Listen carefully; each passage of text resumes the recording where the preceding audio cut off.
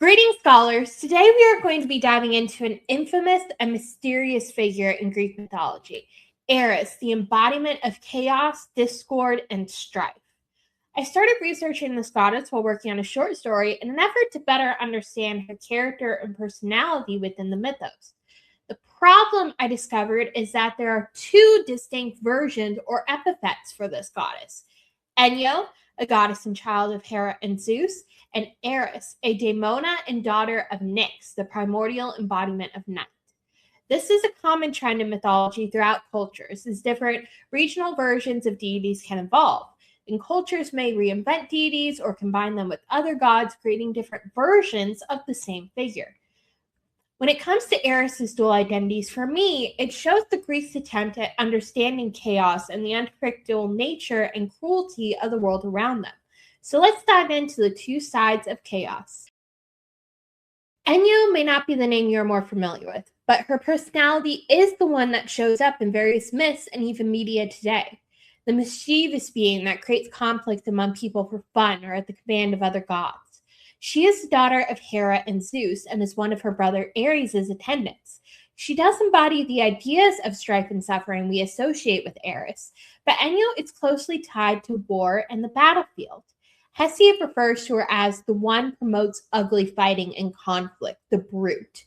In Homer's Iliad, she feeds on the negative emotions of the soldiers and fills them with battle lust.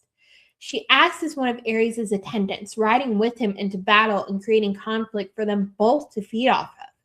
What strikes me most about Enyo is that she seems to be the Greeks' attempt at controlling chaos. I say this for a few reasons. One, the Greeks limit her influence to war and the battlefield. This may seem like a little thing, but it's not the first time the Greeks have remodeled the deity's domain to suit an agenda. The stripping of Aphrodite's war aspects when she moved from Cythera and Sparta into the rest of the Greek world to better fit the patriarchal agendas of other Greek cities is one example. This deliberate move often serves a purpose. Shrinking the epithet of the goddess of strife to the arena of war signals me a desire to limit her sphere of influence, to limit the influence of chaos. Two, unlike Eris, Enyo has statues and temples in ancient Greece and was given offerings. The only reason for this would be that people were praying to her and asking for her favor, most likely in her capacity as a war goddess, prayers for victory or to see an enemy fall.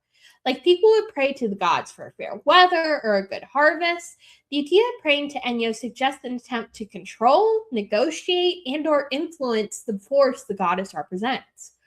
Three comes from the mythos and is that Enyo is put under the command of others. She is characterized as one of Eris' attendants, putting her under his command. In the Iliad, she is also shown as under Zeus's command. In Book 11, it says Zeus flung strife on Achaea's fast ships.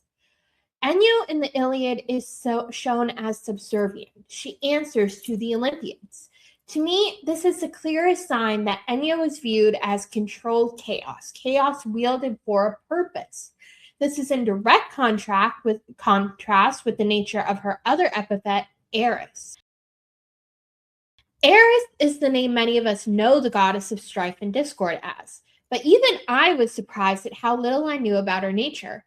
First off, she is not a goddess. She is what the Greeks called a daemona or demon. Now, this is different from how we think about demons in, say, Christian religion or modern media. In Greek mythology, demons were entities or beings that embodied abstract forces. In this context, Eris is not just the god of chaos, but chaos itself. As the embodiment of chaos, her influence extends beyond the battlefield. Any form of suffering is attributed to her domain. Neglect, pain, starvation, battles, lies, rivalry. In some myths, her children even embody these very concepts. Hesiod in Works and Days even credits Eris with stoking jealousy and competition among mortals. For when someone whose work falls short looks toward another, towards a rich man who hastens to plow and plant and manage his household well, the neighbor vies with neighbor as he hastens to wealth. In comparison to Enyo, Eris' domains are vast, making her more than a simple minor goddess. Eris' parentage in the myth also make her seem like more than a simple deity.